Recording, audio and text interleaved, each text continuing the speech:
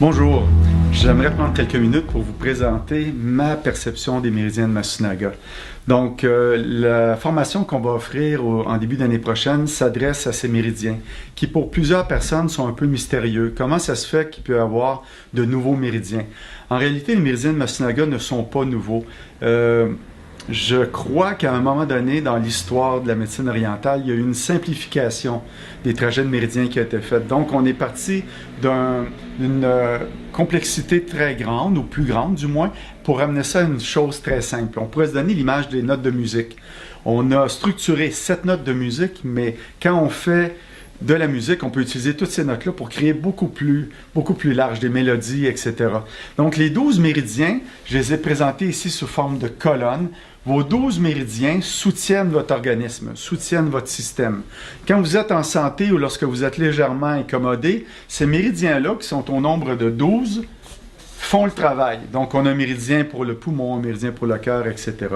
Mais lorsque le système devient débalancé de façon trop prononcée, il y a un système de secours qui se met en place. Et les méridiens de Masunaga, on pourrait voir ça comme un méridien qui vient soutenir la structure lorsque les méridiens classiques n'ont pas réussi à faire le travail.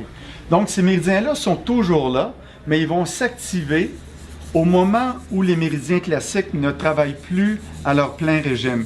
Et c'est à ce moment-là qu'on peut mieux percevoir les méridiens de Masunaga.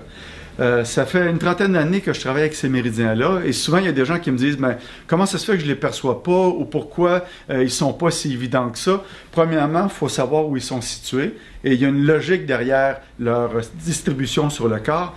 Mais quand le système est débalancé, par exemple, le méridien du poumon, chez une personne normale, on trouve le méridien du poumon seulement. Chez une personne normale, c'est tous des gens normaux.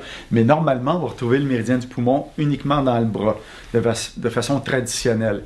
En Masunaga, on va retrouver ce même méridien-là, donc le méridien de Masunaga, au niveau de la jambe, derrière la cuisse. Donc, si on le travaille, on peut tout de suite se rendre compte, et même chez quelqu'un qui n'a pas une problématique avec l'énergie du poumon, que la respiration devient plus profonde, que le bas du dos se détend. Et en médecine chinoise, on sait que le rein reçoit le souffle du poumon. Alors, quand on travaille la branche poumon dans la cuisse, on dirait que ça soutient le travail du rein à recevoir le souffle, et tout de suite, il y a une résonance au niveau de la respiration plus profonde, une détente du carré des lombes, le bas du dos, etc. Donc, dans la formation qu'on va faire ensemble, on va reviser les trajets classiques parce que c'est une bonne chose d'avoir une sensation de ce méridien-là. Et par la suite, on va vous faire explorer la branche de Masunaga qui est le plus souvent déclenchée lorsque le corps est en besoin, comme je vous expliquais tantôt.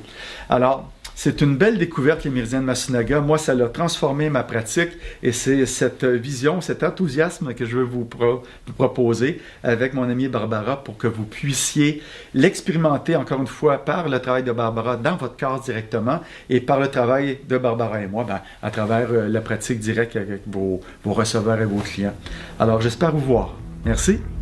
À bientôt.